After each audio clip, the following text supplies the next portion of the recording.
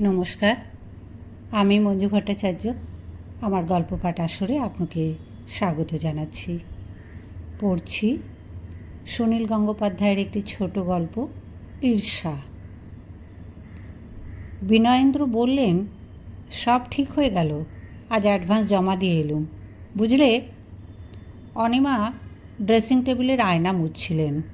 বললেন, জানালাগুলো রং করে দেবে তো? বারান্দার কোল্যাপসেবল গেটটাও ঢকঢক করে নড়ছিল। সব ঠিক করে দেবে, বাড়িওয়ালা লোকটি ভালো। 31 তারিখ রোববার আছে, সেই দিনই শিফট করব। যতীনকে বলেছি দুটো লরি পাঠাতে। বাবলু আর অদিতি দরজার কাছে এসে দাঁড়িয়েছিল। ওরা কৌতূহলে ছটফট করছে। বাবলু বলল, বাবা, ওখানে ফুটবল খেলার মাঠ আছে। বিনয়েন্দ্র হাসলেন, বললেন, অত বড় মাঠ নেই, তবে ছোট একটা লন আছে। ইচ্ছে করলে ব্যাডমিন্টনের নেট ফেলতে পারবি। রাস্তার নাম কি বাবা? Ratnakar Sen road, 6 Ratnakar Sen road. মুখস্থ করে রাখো। পোস্ট অফিসে একটা চিঠি লিখে দিতে হবে। বাবলু তাড়াতাড়ি ছুটে গেল পাশের ফ্ল্যাটে ওর বন্ধু সুজিতকে খবরটা জানাতে। অদিতি এসে দাঁড়ালো মায়ের পাশ ঘেঁষে। অনিমা বললেন, হ্যাঁ গো, ভাড়া সেই 550 রইল। এত টাকা ভাড়া দিয়ে কুলোতে পারবে তো? কমালো না? না, ভাড়া কি আর আজকাল কেউ কমায়? তবে পাড়াটা ভালো, ওদের স্কুল কাছে হলো। সামনের বছর অদিতি পাশ করলে ওকে ব্রাবণে ভর্তি করব। তাও খুব দূর হবে না। যাক, ভালোই হলো। এ বাড়িটা আর আমার একটুও পছন্দ হচ্ছিল না। আশেপাশে যা হই হট্টগোল দিনরাত। অদিতি অনুযোগের সুরে বলল, বাড়ি ঠিক হয়ে গেল, আমরা এখনও দেখলুম না। যদি এর থেকে ভালো না হয়? এর চেয়ে ঢের ভালো। বাইরে থেকেও কত সুন্দর দেখতে, গোলাপি গোলাপি রং। সামনের লনে একটা ছোট ইউক্যালিপটাস গাছ আছে। কলকাতা শহরে কোনো বাড়িতে তুই ইউক্যালিপটাস গাছ পাবি? ওটা একেবারে ঠিক আমাদের জানলার পাশে। একটা ছোট ঘর আছে, ওটা আমি ভেবে রেখেছি তোর জন্য একেবারে আলাদা। পড়াশোনার সুবিধে হবে। সঙ্গে ছোট্ট ব্যালকনি, অ্যাটাচড বাথ। বাথরুমে শাওয়ার আছে। হ্যাঁ, খুব মোটা জল পড়ে দেখে এলুম। কলিং বেল আছে। কলিং বেল কি বাড়িওয়ালা দেয়? ওটা আমাদেরই গিয়ে লাগিয়ে নিতে হবে। আজ বা কাল তোরা গিয়ে বাড়িটা দেখে আয় না, দেখিস তোদের ঠিক পছন্দ হবে। বাবলু গিয়ে সুজিতকে বলল, জানিস, আমরা সামনের মাস থেকে চলে যাচ্ছি। সব ঠিক হয়ে গেছে। কোথায় রে? অনেক দূরে। বহুত দূর। বালিগঞ্জে যাচ্ছি। বালিগঞ্জ আবার দূর নাকি? এই তো পরশুদিন টুবলু মামার গাড়িতে ঘুরে এলুম বালিগঞ্জ, টালিগঞ্জ। টুবলু মামা একটা দোকানে আইসক্রিম খাওয়ালেন। দোকানটা কি ঠান্ডা! তোরা বেশ রোজ রোজ ওই দোকানে আইসক্রিম খেতে পারবি। বাবা বলেছেন, আমাদের নতুন বাড়ির ঠিক পাশেই একটা আইসক্রিমের দোকান আছে। জানিস, আমি এই স্কুল ছেড়ে দেব। স্কুল ছেড়ে দিবি? তারপর কি করবি? ওখানে ইংরেজি স্কুলে পড়ব। সেই স্কুলে বাস আছে, রোজ আমাদের বাড়ির সামনে বাস থামবে। সুজিত একটুক্ষণ চিন্তা করলো, তারপর বলল, যাবার সময় তোরা ছাদ থেকে রেডিওর এরিয়ালটা খুলে নিয়ে যাবি? হ্যাঁ, এরিয়াল নিয়ে যাব। জানালার পর্দা, নিয়ন লাইট সব নিয়ে যাব। সুজিত বলল, ভালোই হলো।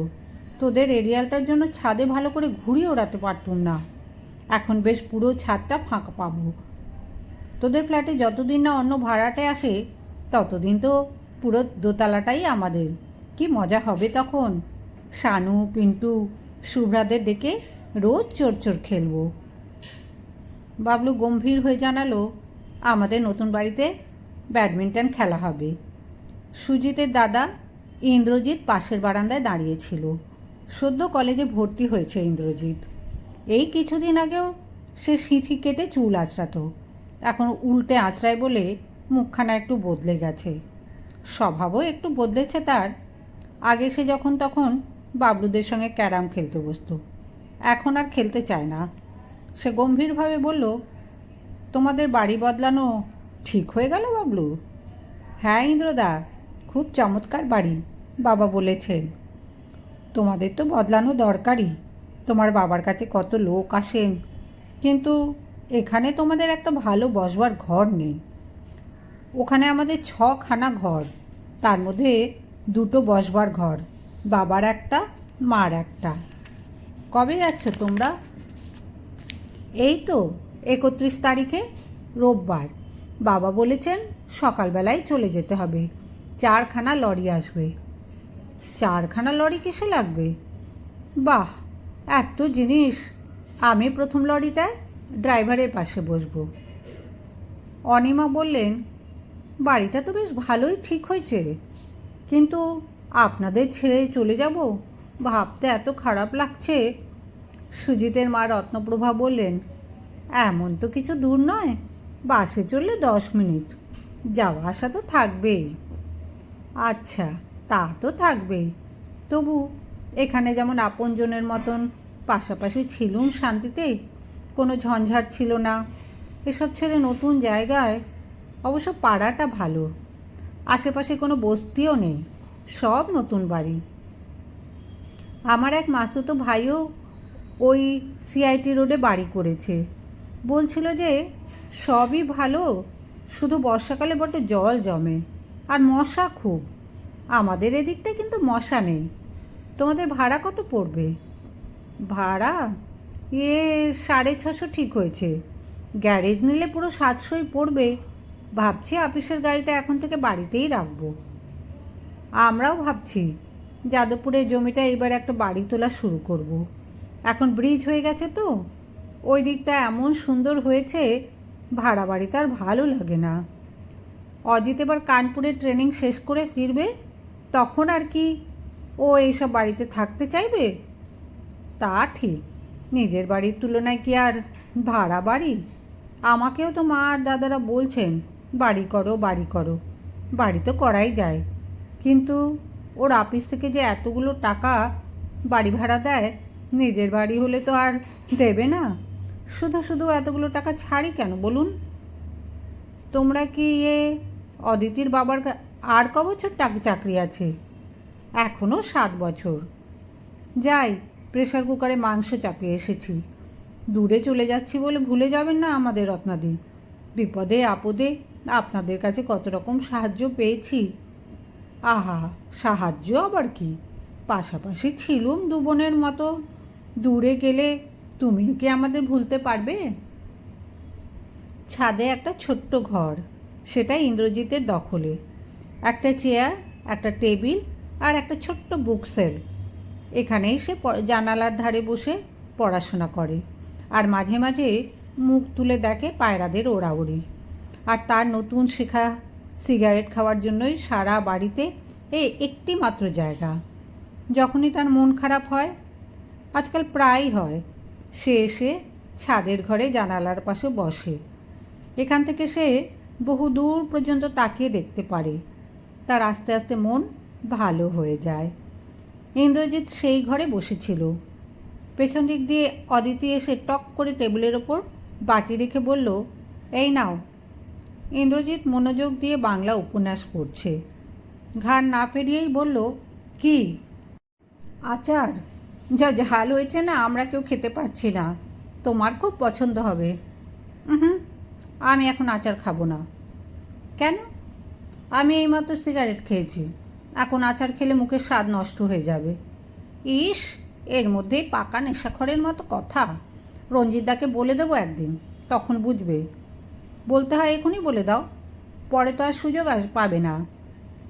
অদিতির কিশোরী মুখখানা এমন ঝকঝকে স্পষ্ট যে সমস্ত মনোভাবের তৎক্ষণাৎ ছায়া পড়ে। ছাদের সিঁড়িতে ওঠার সময় তার মুখ ছিল ঝাল লেগে বিব্রত, ঘরে ঢোকার পর কৌতুকের। এইমাত্র সে মুখে ম্লান ছায়া পড়ল। সে ইন্দ্রজিতের কাছে সরে এসে বলল, আমরা এ বাড়ি ছেড়ে চলে যাচ্ছি, তুমি শুনেছ? তোমার বইটা এখন রাখো তো, আমার এখন মন খারাপ লাগছে। আর উনি বসে বসে বই পড়ছেন। কেন মন খারাপ লাগছে কেন? নতুন বাড়িতে যাব শুনে বেশ আনন্দও হচ্ছে, আমার মন খারাপও লাগছে। মন খারাপ লাগছে কী জন্য? তুমি জানো না বুঝি? না তো, আমি কেমন করে জানবো কী জন্যে তোমার মন খারাপ? ঠিক আছে, জানতেও হবে না। জানি তো, আমার কথা কেউ ভাবে না। অদিতি সত্যি রাগ করে চলে যাচ্ছিল। ইন্দ্রজিৎ দ্রুত উঠে গিয়ে তার হাত ধরল, বলল, এই এই, রাগ করো না, শোনো, তোমার সঙ্গে অনেক কথা আছে। না, আমি কোনো কথা শুনতে চাই না, আমার সময় নেই। ইন্দ্রজিৎ জোর করে ওকে টেনে চিলেকোঠার সিঁড়িতে বসালো, নিজেও বসলো পাশে। অদিতির কচি হাতের আঙুলগুলো নিয়ে খেলা করতে করতে বলল, জানো অদিতি, তোমরা চলে যাবে শুনলে প্রথমটায় আমারও মন খারাপ লাগছিল। এখন কিন্তু বেশ ভালো লাগছে।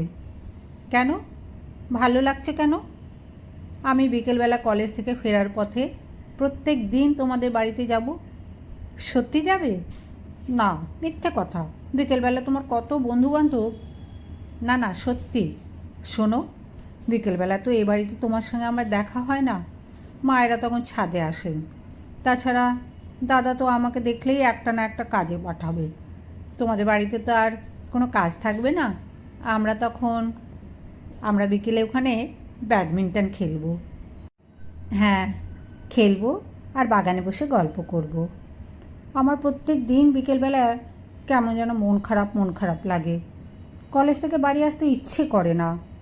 এখন থেকে তোমাদের নতুন বাড়িতে। অদিতি আলতোভাবে ইন্দ্রজিতের আঙুলে চাপ দেয়। সে মনোভাব লুকোতে জানে না। খুশি ঝলমল মুখে বলল, বাড়ি বদলে তাহলে খুব ভালো হলো না? ভালো কি খারাপ আমি এতক্ষণ বুঝতে পারছিলাম না। খুব ভালো হলো। মাঝে মাঝে আমরা আলাদা বেড়াতে যাব। কী করে যাব জানো? তোমার মাকে বলবো, মাসিমা, অদিতিকে আমাদের বাড়ি নিয়ে যাচ্ছি। আসলে কিন্তু আমাদের বাড়িতে আসবো না, আমরা আলাদা বেড়াবো। মা জানতে পারবেন না? হুম, এমন কায়দা করে ম্যানেজ করব। আমরা কখনো একসঙ্গে বেড়াইনি। দেখো কি ভালো লাগবে। তুমি লেকে গেছো কখনো? আমি তোমাকে লেক দেখাতে নিয়ে যাব। যদি আমাদের কেউ রাস্তায় দেখে ফেলে? কেউ দেখবে না, আমি অনেক অচেনা রাস্তা জানি। আর 5 দিন বাদেই 31 রবিবার। জিনিসপত্র গুছানো বাঁধা ছাদা শুরু হয়ে গেছে। ইন্দ্রজিতের দাদা রঞ্জিত এসব কাজে খুব পাকা। সে ওদের সাহায্য করছে খুব। একটা পায়া ভাঙা টেবিল অনিমা রঞ্জিতকেই দানই করে দিলেন। বাবলুর খুব ইচ্ছে আগে একবার গিয়ে নতুন বাড়ি দেখে আসে। রোজই তাই নিয়ে বায়না ধরেছে। বিনয়েন্দ্রের সময় নেই। অনিমা তাই বললেন, আচ্ছা, তুই আর দিদি আজ বিকেলবেলা ঘুরে আয়। ইন্দ্রজিৎকে বল না তোদের সঙ্গে নিয়ে যাবে। বাইরে বেরোবার সময় অদিতি আজকাল আর ফ্রক পরে না। একটা কালো রঙের সিল্কের শাড়িতে ওকে একটা ফুরফুরে দোয়েল পাখির মতন দেখাচ্ছে। বাবলু কিছুতেই মোজা পরতে চায় না। অদিতি ওকে জোর করে শু এবং মোজা পরিয়েছে। ইন্দ্রজিৎ পরেছে পায়জামা আর মুগার পাঞ্জাবি। তার চটি পরা পা দুখানি তার মুখের মতনই ঝকঝকে পরিষ্কার। পথে বেরিয়ে অত্যন্ত দায়িত্বসম্পন্ন মানুষের মতন সে বাবলুর হাত ধরে রইল। বাসে উঠবার সময় সে সাবধানে বলল, লেডিজ একদম রোক্কে। পকেট থেকে মানিব্যাগ বার করে গম্ভীরভাবে টিকিট কাটল। মাঝে মাঝে অদিতির সঙ্গে চোখাচোখি হতে গভীরভাবে তাকিয়ে রইল। বাবলু সঙ্গে আছে, তাই যেসব কথা বলতে ইচ্ছে করছে তা সে বলতে পারছে না। একবার শুধু একটু ফিসফিস করে বলল, তোমাকে কী সুন্দর দেখাচ্ছে অদিতি, সত্যি। অদিতি অন্যদিকে মুখ ফিরিয়ে বলল, যাহ। ইন্দ্রজিৎকে কেউ বলে দেয়নি, তবু যেন সে মনে মনে কল্পনা করে রেখেছিল অদিতিদের নতুন বাড়ি হবে একটা সুন্দর বাংলো ধরনের একতলা আলাদা বাড়ি। সামনে থাকবে চমৎকার একটা বাগান। কেন জানি না সে ভেবেছিল বাড়িটার রং হবে ধবধবে সাদা। বাগান পেরিয়ে শ্বেতপাথরের সিঁড়ি, তার কাছেই থাকবে বৈঠকখানা। ঠিকানা মিলিয়ে এসে দেখল একটা লালচে রঙের দোতলা বাড়ি। সামনে একটুখানি জমি আছে বটে, তাতে কয়েকটা এলোমেলো গাছ, কোনো বাগান নেই। বাড়ির দোতলায় বাড়িওয়ালা থাকে। একতলাটা শুধু অদিতিদের। দরজায় অন্য লোকের নাম লেখা, পাথরের ট্যাবলেট লাগানো। গেটের কাছে এসে দাঁড়াতেই একটা বিশাল কুকুর ঘেউ ঘেউ করে ছুটে এলো। ইন্দ্রজিৎ কুকুরকে ভীষণ ভয় পায়। সে সংকুচিত হয়ে এক পাশে সরে দাঁড়ালো।